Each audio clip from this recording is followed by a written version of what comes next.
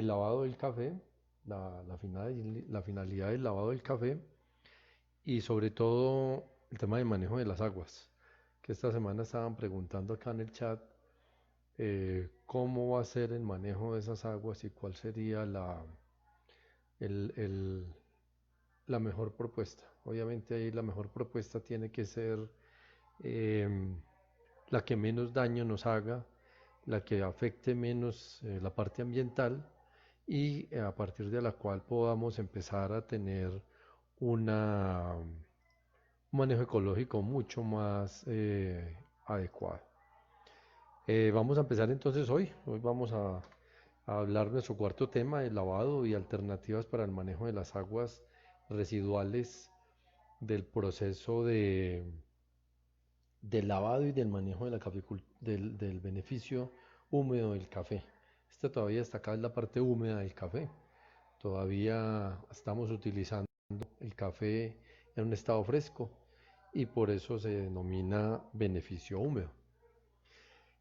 Para todos, pues es sabido que el lavado del café tiene como finalidad remover o terminar de remover esa cantidad de mucílago que le ha quedado al grano después de la fermentación y la idea es que ese café no vaya a manchar el pergamino cuando estamos trabajando cafés lavados o para evitar y disminuir la aparición de efectos que puedan llegar a afectarnos el sabor de la taza. Ahí es donde tenemos que estar atentos porque si no hacemos de una manera oportuna este trabajo, entonces se nos puede llegar a presentar algunas dificultades en tasa. El otro factor importante es que dada la necesidad de agua en las diferentes etapas, pues se ha podido aprovechar muchísimos sistemas. Ha habido un desarrollo de diferentes sistemas para hacer el lavado y la clasificación física de los granos. Nos acordamos muy bien en esa época de la bonanza cafetera, en fincas medianas y grandes, incluso en algunas pequeñas, se implementaron unos sistemas de canales de correteo que permitían un lavado de café muy bueno y una separación por densidad del grano muy interesante, que permitía que los cafés quedaran muy bien lavados después de terminar de eliminar ese resto de mucílago, pero también que el intersticio o la hendidura de este grano quedara totalmente limpia y entonces evitar así la acumulación de mucílago que nos podría llevar a efectos en taza. Este sistema fue uno de los primeros. Ha habido unos sistemas un poco más artesanales en los que las personas que no tienen la capacidad económica para hacer un montaje así sea sencillo como un tanquetina, muchas veces llevan su café después de despulpado y fermentado a las quebradas de los ríos y allí la lavan dentro de una estopa, dentro de un mismo saco de fique y con la fricción y el paso del agua pues terminan de lavar ese café. Ese ha sido uno de los manejos más artesanales que se ha visto en el proceso de lavado. Em, para el caficultor es muy importante el uso del agua. La verdad es que los cafeteros, para los cafeteros la cantidad de agua, la posibilidad de utilización, la disposición que puedan hacer de las aguas que utilizan de diferentes formas, en una gran medida han determinado el valor comercial de sus fincas cafeteras. Yo recuerdo que hay muchos caficultores que decían que vale más la finca por el agua que por el mismo café. Es porque siempre se ha tenido esa necesidad de utilizar grandes cantidades de agua en todo el proceso de producción de café y ahí es donde se genera ese valor comercial de esas fincas y de esas tierras. Eh, es muy importante tener en cuenta que la, la proyección que tiene la caficultura colombiana está dada para que en estos próximos 2, 3 años podamos llegar a producir 16.700.000 sacos. Incluso hay proyecciones de llegar a más, por lo menos a los 20 millones de sacos, que es una meta que tiene planteada la federación. El llegar a producir esa cantidad de sacos de café nos lleva a pensar que en ciertos espacios, en ciertos medios, ese café va a llegarse a consumir aproximadamente 46 millones de metros cúbicos de agua en un año. Estamos hablando de la producción de café de todo un año en todo el país, donde tenemos regiones y zonas en las que la cosecha principal es en el primer semestre o zonas donde la cosecha principal es el segundo semestre. Entonces, el recorrido del año nos va a decir que vamos a producir todo esto durante el año y que el consumo de agua va a llegar a ser esos 46 millones de metros cúbicos de agua, que es la cantidad de agua que se puede consumir en una ciudad con 840.000 habitantes. Podríamos pensar de pronto, bueno, Bucaramanga es una ciudad que tiene poco más de 1 millón de habitantes, pero yo creo que sumando Manizales y Pereira, sí podemos pensar en que sea una cantidad de habitantes de esta calidad o un poco parecidos a estos niveles de población. Entonces, el, el impacto ambiental que genera el sobreuso de esa cantidad de agua puede ser ese. Y de ahí la importancia que tienen los productores de café, que en su sistema, en su proyecto productivo, en sus sistemas, tienen muchas cuencas hidrográficas con varios sistemas de protección que ayudan a mitigar un poco ese uso, ese aprovechamiento de esas aguas. La proyección, imaginémonos entonces cómo es la proyección de consumo a nivel mundial cuando hablamos de más o menos 170 millones de sacos. Ahí sería pensar un poco más de ponerle otro cero a este valor y ahí sí se nos multiplica esta cantidad de agua que es cercana a la población de Bogotá. ¿En qué se utiliza el agua sobre todo en toda la cadena de producción del beneficio? Está calculado que en los sistemas tradicionales de beneficio de café, uno podría llegar a utilizar incluso hasta 70 litros de agua para producir 1 kilogramo de café pergamino seco. ¿Cómo se distribuyen? Más o menos 30 litros de agua en la sección de acarreo de la cereza.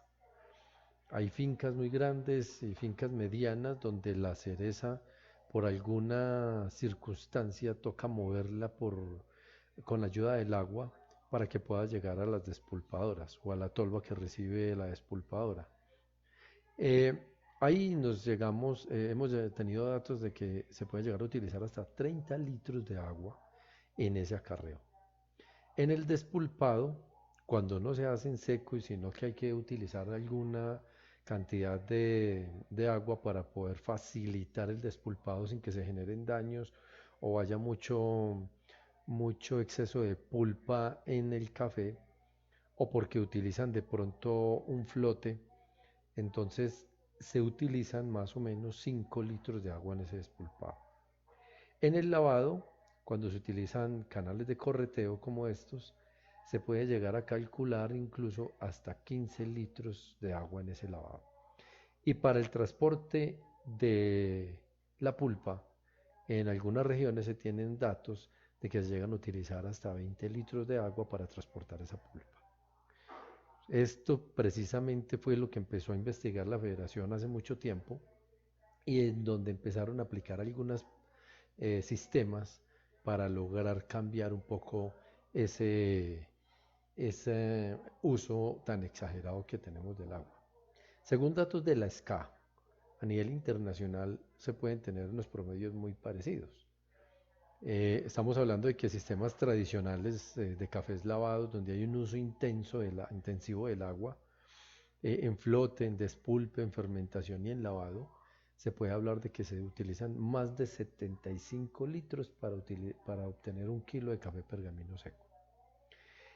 Cuando se empezó a trabajar o a incluir algunos métodos mecánicos, especialmente utilizar tolvas que entregaran por gravedad e incluir el desmucilaginador, se llegó a bajar incluso hasta 6 litros por kilogramo de café. Los sistemas ecológicos que tienen también utilización de algunos sistemas mecánicos para remover el mucílago y que de pronto no han aplicado los procesos de fermentación, sino de desmucilaginación, han tenido datos hasta de 6 litros por kilogramo de pergamino. Los procesos diferenciados, como se podrían llamar, que la utilización de cafés naturales o cafés con procesos honey, en los que se utiliza de alguna manera algún sistema mecánico parcialmente, se puede decir que se están utilizando 1 litro de agua por kilogramo de café pergamino seco o incluso menos en algunos sitios. Esto es una curva que va en bajada, va en picada. Hemos tenido datos y hemos tenido experimentos en los cuales hemos alcanzado a utilizar mucho menos de 1 litro. Y aquí precisamente es lo que vamos a ver, que hay sistemas en los que se pueden adaptar y se pueden adecuar esas, esas prácticas y poder de esa manera disminuir el consumo de agua y disminuir el impacto ambiental que se tiene cuando hay una alta utilización de agua en el lavado sobre todo. El lavado yo creo que es la parte que más contamina o más contaminantes genera. Dentro de las primeras tecnologías que se utilizó para disminuir el consumo de agua en el beneficio, se tuvo el uso de las bombas sumergibles o semisumergibles.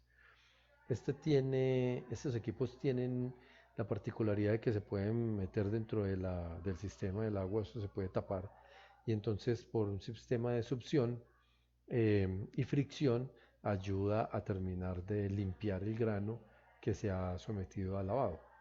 Este sistema utiliza aproximadamente de 6 a 9 litros de agua por kilogramo de café pergamino seco, según datos que ha manejado Federación y registros de algunos estudios. Posteriormente se hizo un diseño que personalmente me parece supremamente bueno, el diseño de los tanquetinas, en los cuales se reduce el consumo de agua a 4.2 litros de agua por kilogramo de café pergamino seco. En este sistema lo que se tiene es una forma de un tanque que permite que la fermentación del café eh, haga que ese mucílago se pueda retirar más fácilmente de una manera física, se separa del grano y entonces cuando se va a utilizar el agua para terminar de jugar lo poquito que queda, queda limpio de una manera muy rápida. Y eso ha permitido también que con el uso de algunas paletas, pues se facilite mucho ese sistema de enjuague de esos granos de café y eliminar esa agua residual que se nos puede presentar allí. Em, estos sistemas son unos sistemas de más o menos la época de los años 90 y 90, mediados de los 90, donde se empezaron a diseñar estas alternativas de uso de tanques con distintas formas para disminuir y ahí todavía, sobre todo en fincas pequeñas, explotaciones pequeñas, fincas de 1 o 2 hectáreas de café, tenemos estas tecnologías muy prácticas, muy sencillas. Hoy por hoy muchas personas han tenido la idea de sobre estos mismos espacios incluir tanques o empotrar allí tanques en acero inoxidable que los mandan a hacer y de una vez están trabajando unos sistemas un poco más inocuos. El otro sistema ya en la década de los 90, que fue una tecnología traída de Brasil, fue diseñada en Brasil originalmente, pero en Colombia se le hicieron unas innovaciones al diseñar estos sistemas de dientes, fue el desmucilaginador. Este desmucilaginador se utilizó para eliminar el mucílago por fricción. ¿Qué pecado de pronto, qué dificultad se puede haber presentado? Que muchos de esos cafés empezaron a perder potencia en taza porque no teníamos un proceso de fermentación que permitiera la generación de esos precursores de aromas y sabores que estuvimos hablando ayer. Y entonces se nos afectó de alguna manera esa calidad de esa bebida. ¿Qué ventaja tiene este equipo? Que disminuye el consumo hasta 3,32 litros por cada kilogramo de café pergamino seco. Ahí una ventaja de carácter ambiental. Recuerdo también que inicialmente cuando se estuvo utilizando estos equipos, se empezó a utilizar este mucílago que salía muy fresco para alimento energético de animales de ceba, para ganado, para cerdos. Y hay incluso unos estudios que tiene Cenicafé sobre el aprovechamiento de estos en esa alimentación y las características que se generaban en la palatabilidad y en el sabor de la carne. No era que quedara sabiendo a café, obviamente, pero sí permitía que, como esto genera tanta energía por los azúcares que tenía, le daba una muy buena característica al animal para que desarrollara más músculo. Esto fue un trabajo muy interesante. No sé si todavía haya gente que lo utilice, no conozco, pero ha sido muy utilizado en muchas partes. Este equipo desmucilaginador es un equipo complementario a un equipo que veíamos esta semana cuando estuvimos viendo el despulpado, que es la unidad Becolsub. El Becolsub fue un sistema en el que se unieron la despulpadora, la zaranda y el desmucilaginador para hacer un proceso de despulpado y prácticamente limpieza del mucílago de una vez, y entonces ya el caficultor podía poner a secar el café rápidamente. Recuerdo que esos sistemas se utilizaron en la segunda mitad de los años 90 y en esas épocas pues se utilizaron unos equipos de distintas capacidades. Iban acompañados de unos sistemas de diseño de fosas para recibir la pulpa, de tolvas de recibo de café, preferiblemente eh, sin utilización del agua. Entonces la cantidad de agua que se utilizaba en todo el proceso era mínima. El Becolsub venía con un tornillo sin fin que recogía la pulpa que se salía del proceso y lo llevaba mecánicamente hasta la fosa. Recuerdo que eso fue un programa que fue a finales de los 90, que fue muy exitoso y fue muy beneficioso para los caficultores que estuvieron trabajando en esta época esos protocolos. Em, el otro proceso posterior a esto fue el diseño del Ecomil. Hablábamos esta semana de estos sistemas Ecomil que lo que permitieron fue recuperar el proceso de fermentación y estos adicionalmente disminuyeron hasta en un 10% la utilización de agua de rangos de 0,34 0,5 litros por cada kilogramo de café pergamino seco. Entonces, de la manera que se utiliza y llegar a utilizar tan poca cantidad de agua es porque aprovechamos poner una despulpadora que le entregue a estos tanques de fermentación en acero inoxidable, que pueda haber una fermentación muy inocua, una fermentación muy homogénea, y que en estos tanques de fermentación, apenas esté listo, se va separando el mucílago, se va recogiendo el mucílago que se va eliminando por algunos sistemas de filtros o de mallas para que el café no se salga, y apenas está listo, entonces aquí abajo está el desmucilaginador, pero ese desmucilaginador que hay aquí tiene los dientes un poco más separados, hay menos cantidad de fricción y es un lavador, más que un desmucilaginador, funciona como lavador.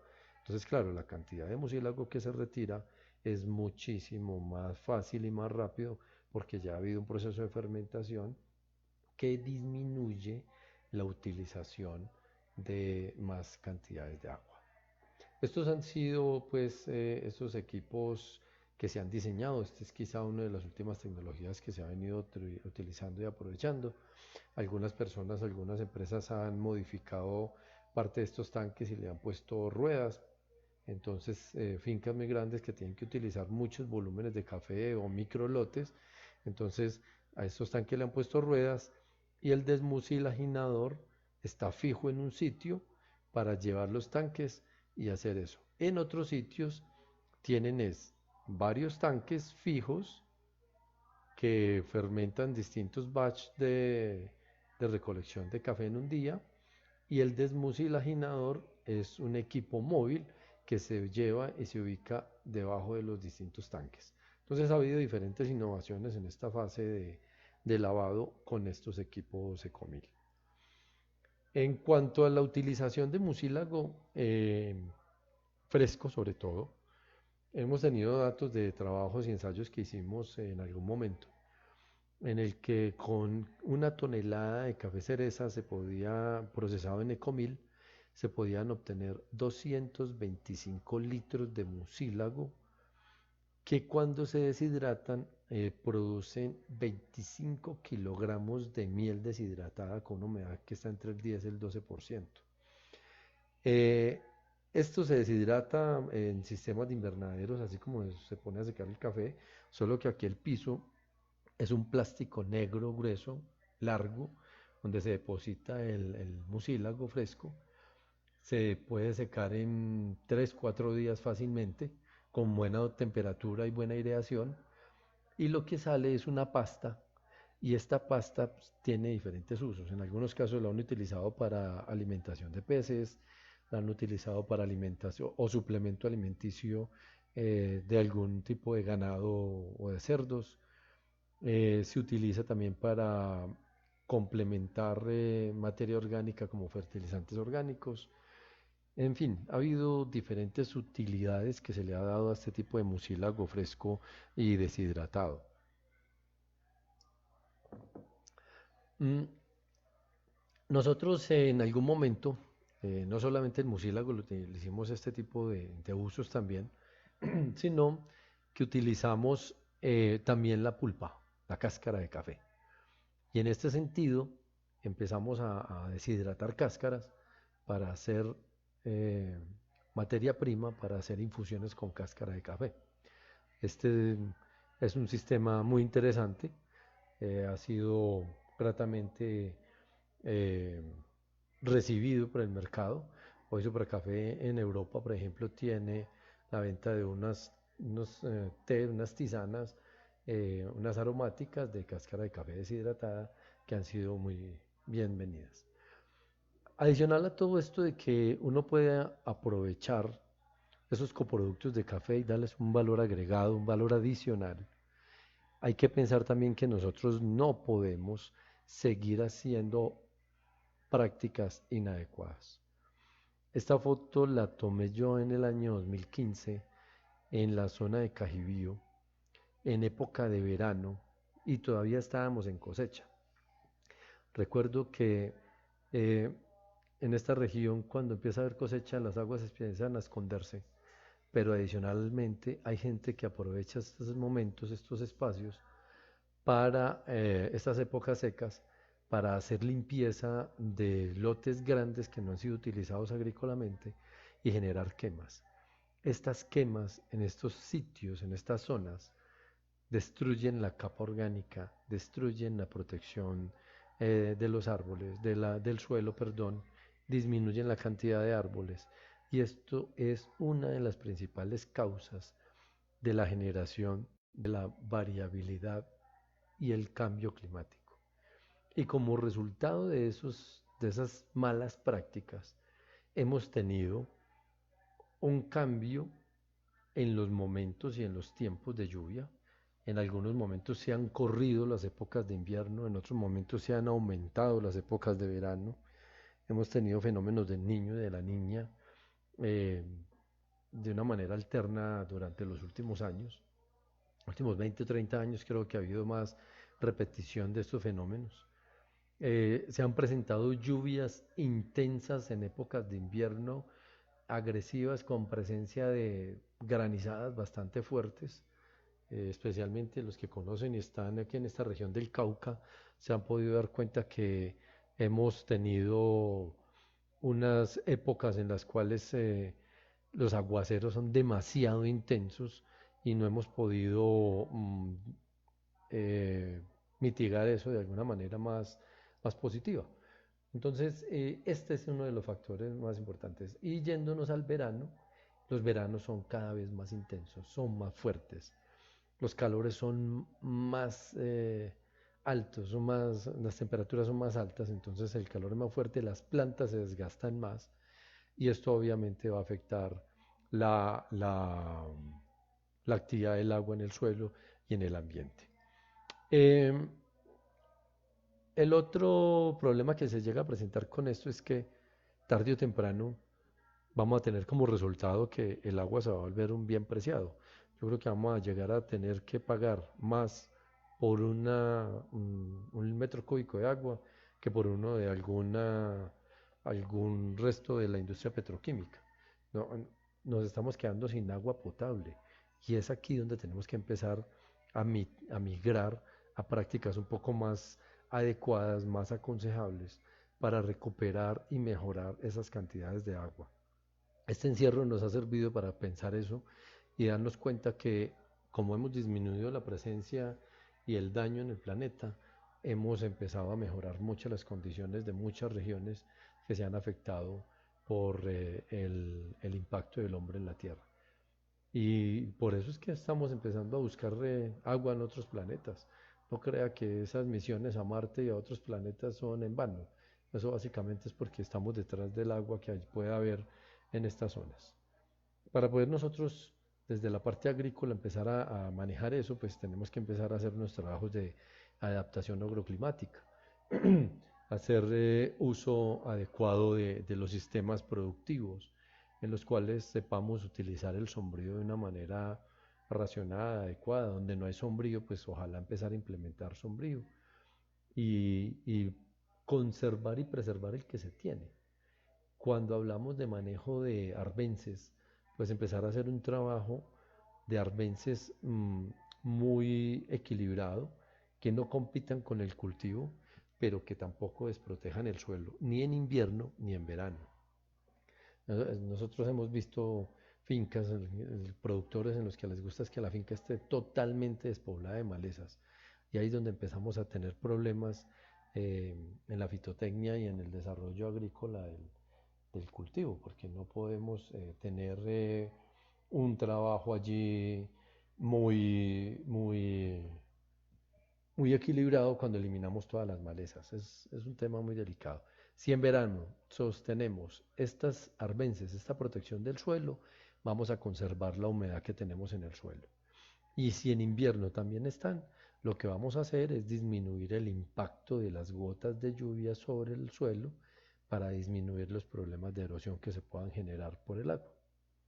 Y adicional a todo eso, pues cuando uno tiene una biodiversidad en el suelo, tenemos una biodiversidad en el cultivo que nos va a ayudar a disminuir los problemas sanitarios y nos va a ayudar a mejorar las condiciones del cultivo, los porcentajes de cuajamiento de flores, de formación de frutos.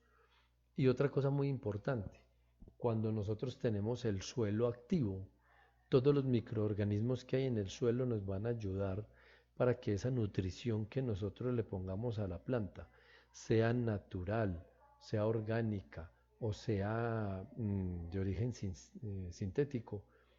Esos microorganismos nos van a ayudar a que esos fertilizantes o esos nutrientes sean mejor aprovechados por la planta y la planta va a tener más resistencia, va a generar una mejor expresión genética y va a tener un mejor desarrollo productivo en cantidad y en calidad, que es lo que nos interesa realmente.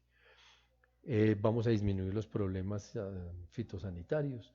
Una planta bien nutrida en un momento oportuno es una planta que va a ser sana, es una planta que no va a tener ningún problema fitosanitario grave. Y si se presenta alguno, va a ser muy puntual, muy específico, muy pequeño y no va a ser generalizado en todo un lote. Entonces ahí es donde tenemos que poner especial atención en esta parte de la adaptación agroclimática. Por último, una cosa también que nos va a ayudar mucho a mejorar el manejo del agua, a disminuir el consumo del agua en, en estos protocolos de procesamiento que se dan en el beneficio, es la adaptación tecnológica. Nosotros hoy tenemos que aprovechar los conocimientos y el desarrollo de tecnologías que nos permiten hacer seguimiento a los factores ambientales y ese seguimiento a los factores ambientales, poder definir cómo es que vamos a trabajar y cómo es que vamos a aprovechar mejor las condiciones en distintas labores y acumular o almacenar agua que vayamos a necesitar para el beneficio. Y en ese sentido también aprovechar muchas de las tecnologías que se tienen hoy en el mundo para los sistemas de clasificación por densidad, por tamaño, por color, por gravedad, para disminuir así el uso del agua. Muchos de estos equipos hoy en día utilizan agua de manera que se recircule, entonces disminuyen enormemente en la utilización de grandes volúmenes de agua y grandes cantidades. Hay que tener en cuenta una cosa importante también, que pronto no la hemos mencionado y ni la tenemos aquí. Hay aspectos legales.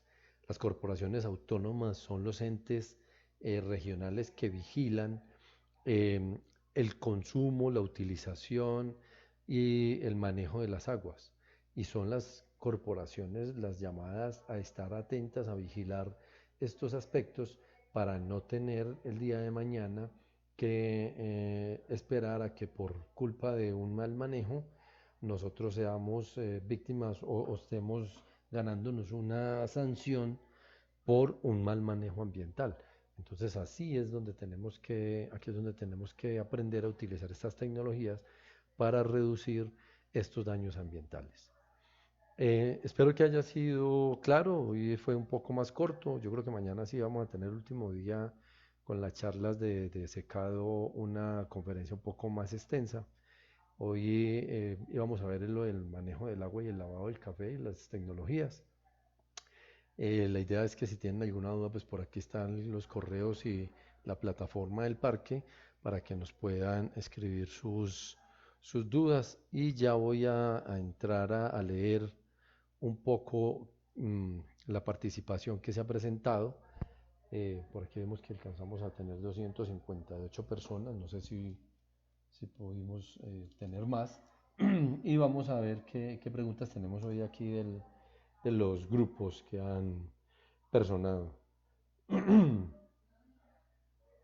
Em, bueno, muy buenas tardes nuevamente para todos.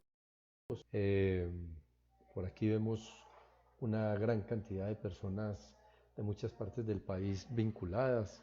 Estamos viendo gente desde Cali, gente en el Huila, amigos del Cauca, amigos de Santuario Risaralda, de Planadas. Bueno, hay una gran cantidad de gente hoy vinculada. John Rodríguez, Héctor Fabio, Paula Guevara, Samaniego Nariño. Muy bien, estamos teniendo una muy buena aceptación, afortunadamente. Hay por acá unas preguntas que están haciendo, bueno, no sé si esa ya estaba respondiendo. Don Oscar Restrepo dice, bueno, no vi qué comentario había anteriormente, pero se me escapa aquí, se sale de la pantalla. Nosotros hemos exportado pulpa seca y le llaman cáscara a los Estados Unidos para hacer infusiones de té de cáscara de café y para hacer galletas. Ya la hemos probado las galletas y son muy buenas, igualmente los tés. Es cierto, don Laureano, nosotros hemos tenido la oportunidad de hacer esos trabajos y han sido muy interesantes. Han sido unos trabajos muy buenos y un producto muy bueno, lo hemos mezclado con otros productos. Gilberto Calderón, don Laureano envía la información. De Nuevo Café, un saludo en Puerto Rico a nuestros amigos de Nuevo Café. Laureano dice, nos envían a Estados Unidos para probarlas más adelante, vamos a ver qué hacer. Bueno,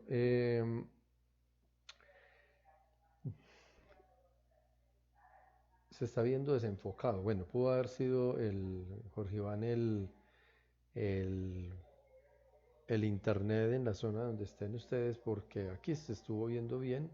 Creo que el sonido estuvo viendo bien. Tuve reportes de que el sonido estuvo bien y no hemos tenido dificultad. Pregunta Adriana Mercedes, ¿tiene información dónde se puede vender la pulpa y a qué precios? Ah, bueno, se le está preguntando a don Laureano. ¿Qué propiedades nutricionales o benéficas tiene la cáscara de café de uso en alimentos y dónde puedo encontrar información de su proceso y usos?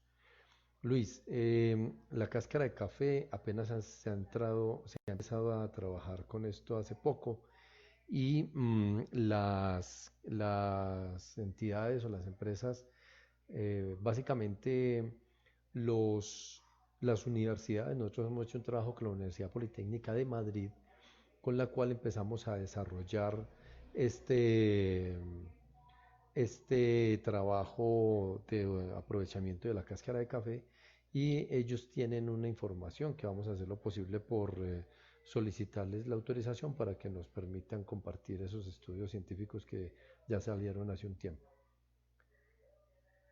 Bueno, pregunta Charles. Ah, bueno, está solicitando información. Charles, todavía no se puede informar ya que estamos en estudios. Bueno, esto es un tema muy nuevo. Como dice Laureano, esos son temas que apenas se están aprovechando. De hecho, hablábamos esta semana que el café desde su inicio, incluso desde el origen de la humanidad, se ha dicho que el café ha estado asociado porque tienen el mismo centro de origen que es el Valle del Rif en Etiopía. Y allí donde se desarrolló, se evolucionó la humanidad, también empezó a desarrollarse el café.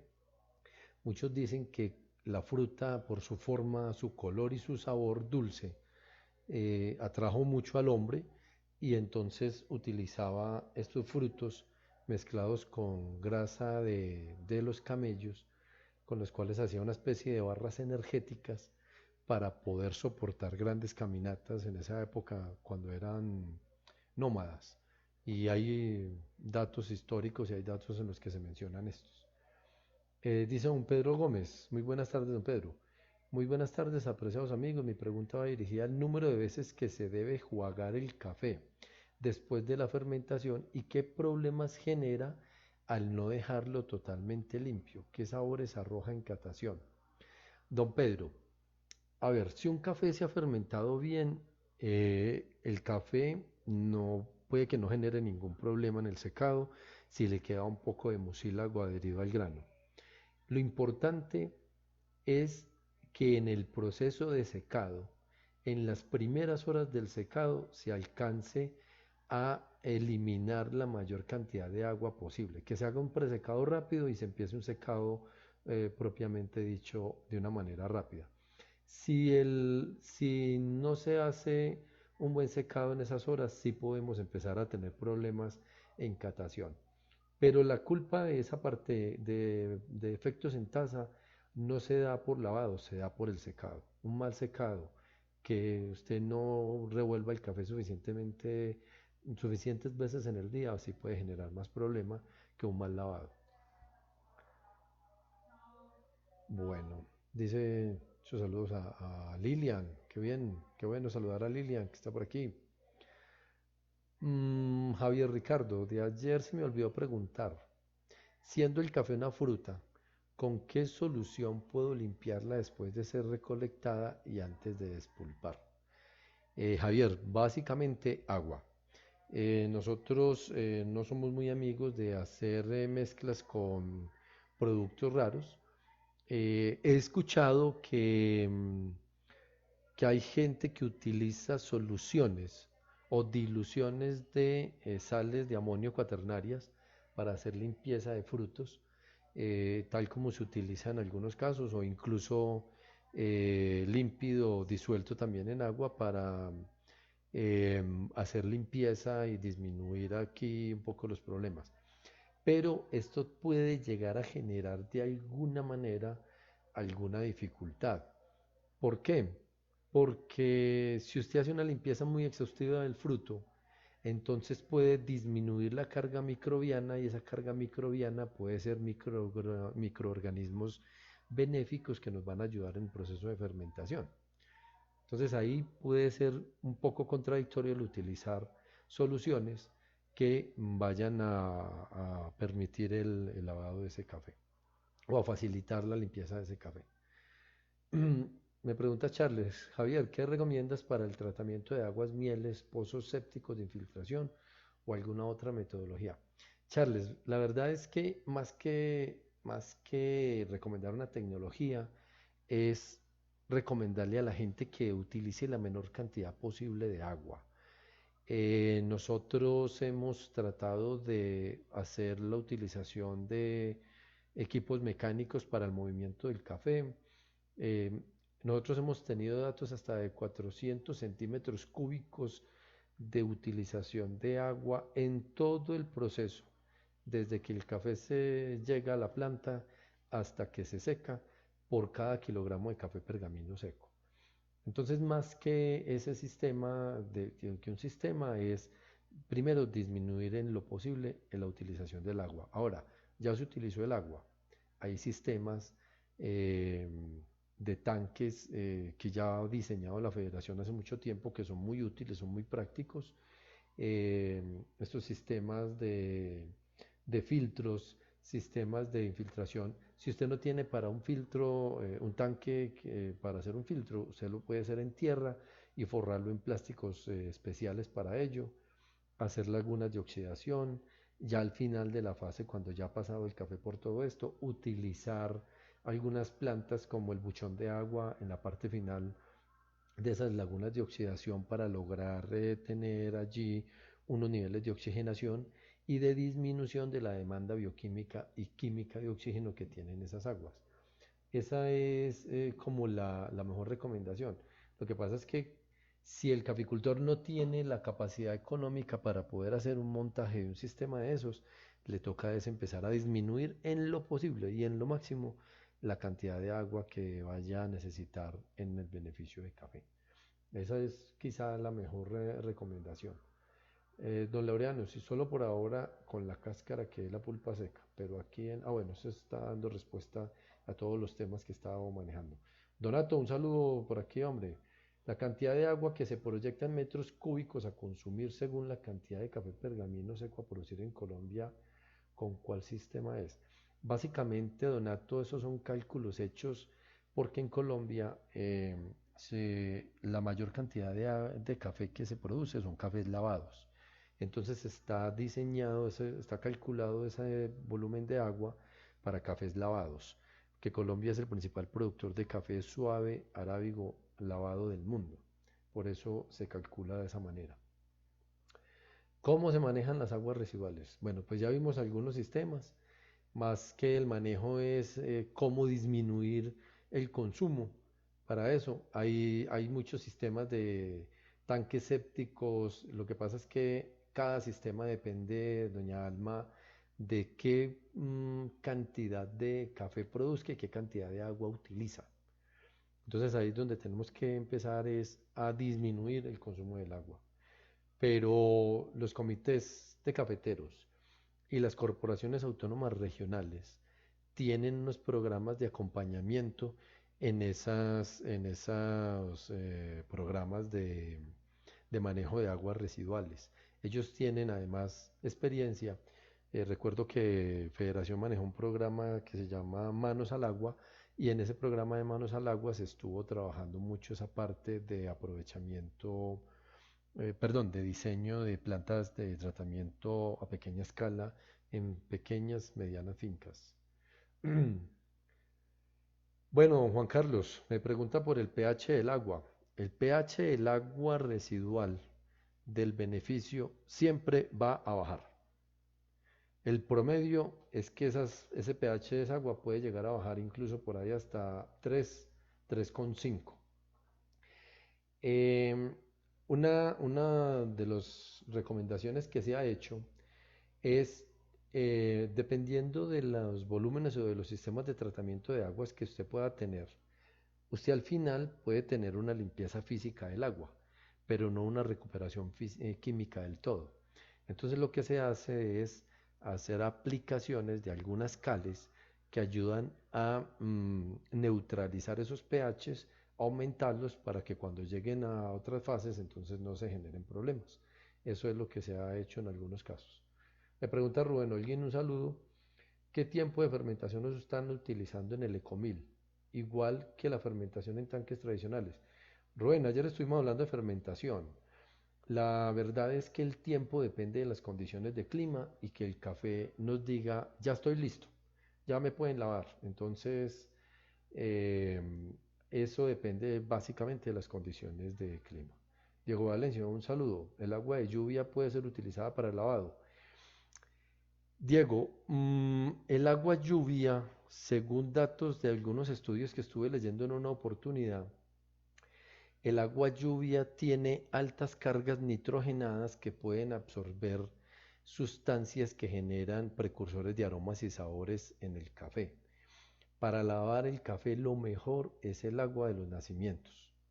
Tampoco el agua de los acueductos, porque el agua de los acueductos trae cloro. Entonces también puede generar algunas dificultades en la taza.